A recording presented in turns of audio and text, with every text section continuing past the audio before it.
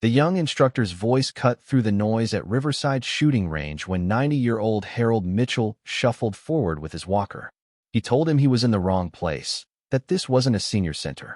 The other shooters snickered as Harold asked for lane 12, the one reserved for competition shooters. They mocked him, saying he could barely hold his walker, let alone a rifle. But when Harold picked up that .308 and took his stance, something shifted. His hands stopped shaking. His back straightened. When he fired 5 shots in rapid succession, hitting targets 300 yards away with precision that silenced the entire range, someone whispered a question that would haunt them all. Who was he? What they didn't know was that Harold Mitchell wasn't just any 90-year-old. He was about to remind them that some skills never fade. They just wait for the right moment to surface.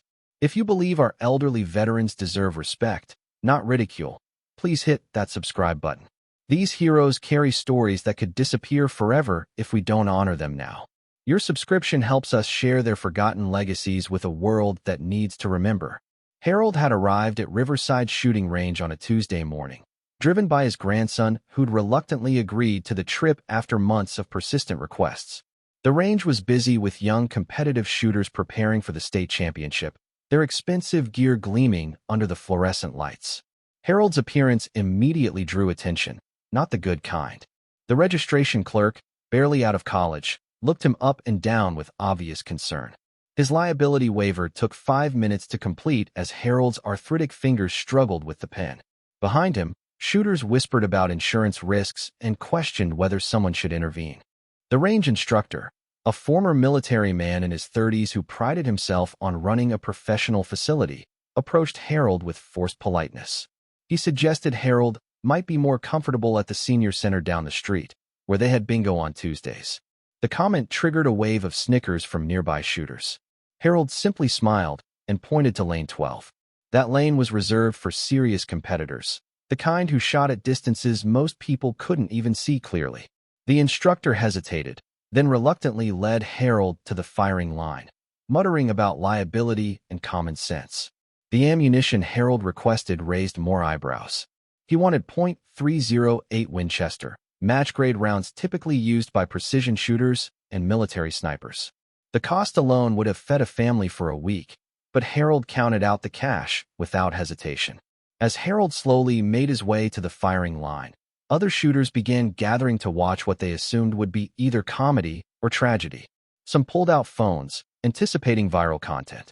A few made bets on whether Harold would even be able to lift the rifle. The weapon Harold selected was a precision rifle that weighed nearly 15 pounds, a beast of engineering designed for long-range accuracy. Most young shooters struggled with its weight and recoil. Watching Harold's trembling hands approach it, the crowd grew nervous. But something extraordinary happened the moment Harold's fingers touched that rifle. The trembling stopped. His stooped posture straightened incrementally. His clouded eyes seemed to clear and focus with laser-like intensity. It was as if decades of age melted away in seconds. Harold's breathing shifted into a rhythm that seemed almost meditative. He checked the rifle's mechanisms with movements so fluid and automatic that it became clear this wasn't his first time. The crowd's laughter died as they witnessed a transformation they couldn't explain. The targets Harold requested were placed at 300 yards, a distance that separated amateur enthusiasts from serious marksmen. At that range, most recreational shooters couldn't even see the bullseye clearly, let alone hit it consistently. Harold loaded 5 rounds with the precision of someone who'd done it thousands of times. His movements were economical, purposeful, showing no wasted motion. The crowd pressed closer, their mockery replaced by confusion and growing curiosity. When Harold shouldered the rifle, his entire demeanor changed. The frail, elderly man disappeared, replaced by someone with unmistakable authority and competence. His stance was textbook perfect, his grip confident and sure. The first shot rang out like thunder in the enclosed space. Through binoculars, the range officer confirmed what seemed impossible, a perfect bullseye at 300 yards. The crowd murmured uncertainly, willing to accept it as beginner's luck. The second shot followed immediately, placed precisely next to the first.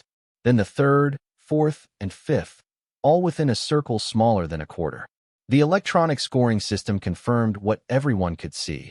Harold had just achieved a perfect score that few active competitors could match. The silence that followed was deafening. Phones that had been recording for entertainment now captured something entirely different. A masterclass in marksmanship from someone most had written off as a confused old man. Harold carefully unloaded the rifle and set it down with the same respect he'd shown throughout. He turned to face the stunned crowd, his eyes twinkling with amusement at their shocked expressions. The range instructor, his earlier condescension replaced by bewilderment, approached Harold cautiously. He asked the question everyone was thinking. Where had Harold learned to shoot like that? Harold's answer was simple but loaded with history. He mentioned learning during a time when missing meant more than losing points. It meant losing lives. He spoke of a war most people only knew from history books, of battles fought in places whose names had been forgotten.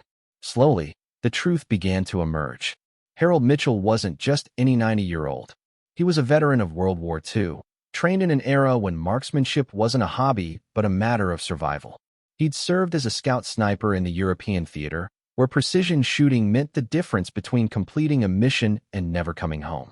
The young shooters who'd mocked him began asking questions with newfound respect. They wanted to know about his service, his training, the battles he'd fought. Harold answered modestly, deflecting praise and focusing on the skills rather than the glory. Word spread quickly through the shooting community. Within hours, Harold's demonstration had become the subject of countless conversations and social media posts. But more importantly, it had opened eyes to the hidden expertise that exists among elderly veterans. The range instructor publicly apologized for his earlier behavior and invited Harold to return anytime as a guest of honor. Several young competitors asked if Harold would consider giving lessons, eager to learn from someone with his level of expertise. Harold's grandson, who'd been embarrassed to bring his grandfather to the range, now beamed with pride. He finally understood why Harold had been so insistent about making this trip. It wasn't about proving anything to others, but about honoring the skills and memories of a generation that was rapidly disappearing. The story of Harold's remarkable shooting demonstration became more than just a viral moment. It served as a powerful reminder that our elderly veterans carry within them a wealth of knowledge and experience that society too often overlooks or dismisses. In nursing homes and retirement communities across the country, there are thousands of Harolds, men and women who once possessed extraordinary skills and served their country with distinction. Their stories are fading with each passing day, taking with them lessons that future generations desperately need to learn. Harold's day at the shooting range proved that age may slow the body, but it cannot diminish the spirit or erase the muscle memory of a lifetime of service. His steady hands and sharp eyes reminded everyone present that respect should never be based on appearances alone. The young shooters who witnessed Harold's demonstration would never again make assumptions about elderly visitors to their range. They'd learned that behind weathered faces and unsteady steps often lie decades of experience and expertise that surpass anything they might achieve in their lifetimes. Harold returned home that evening with more than just satisfaction at silencing his critics. He carried with him the knowledge that his story had touched people, that his service still mattered, and that the skills he'd learned in defense of freedom could still inspire a new generation. If this story reminds you of an elderly veteran in your own life, a grandfather, father, or neighbor whose service deserves recognition, please like this video and share it.